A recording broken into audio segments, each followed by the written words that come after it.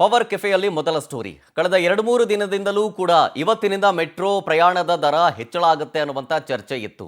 ನಿನ್ನೆ ರಾತ್ರಿ ಆದಂತಹ ಡೆವಲಪ್ಮೆಂಟ್ ಇಂದಾಗಿ ಮೆಟ್ರೋ ಪ್ರಯಾಣದ ದರ ಹೆಚ್ಚಳ ಇಲ್ಲ. ಈ ಹಿಂದಿನಂತೆಯೇ ಮೆಟ್ರೋ ಪ್ರಯಾಣದ ದರ ಇರುತ್ತೆ, ಯಾವುದೇ ರೀತಿಯ ಹೈಕ್ ಇಲ್ಲ. ಬೆಂಗಳೂರಿಗರ ಆಕ್ರೋಶಕ್ಕೆ BMRCL ಮಣಿದಂತೆ ಕಾಣಿಸ್ತಾ ಇದೆ. ಇವತ್ತಿನಿಂದ ದರ ಏರಿಕೆ ಹೆಚ್ಚಳವನ್ನ ಆದೇಶ ಮಾಡಿತ್ತು BMRCL. 5% ಜಾಸ್ತಿ ಮಾಡ್ತೀವಿ ಎಂದಿತ್ತು. ಭಾರಿ ಆಕ್ರೋಶ ಆಗಿತ್ತು ಇದರ ಬಗ್ಗೆ.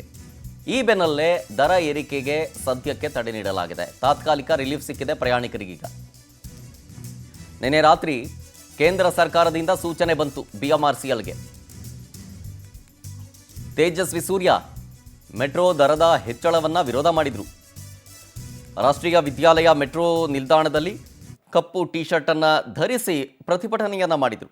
ಜೊತೆಗೆ ಅಲ್ಲಿನ ಪ್ರಯಾಣಿಕರನ್ನೂ ಕೂಡ ಮಾತನಾಡಿಸಿದರು. ಅಲ್ಲಿನ ಸಮಸ್ಯೆಗಳ ಕುರಿತು, ತೊಂದರೆಯ ಕುರಿತು ಜನರೊಂದಿಗೆ ಮಾತನಾಡಿದರು, ಸಂವಾದ ನಡೆಸಿದರು.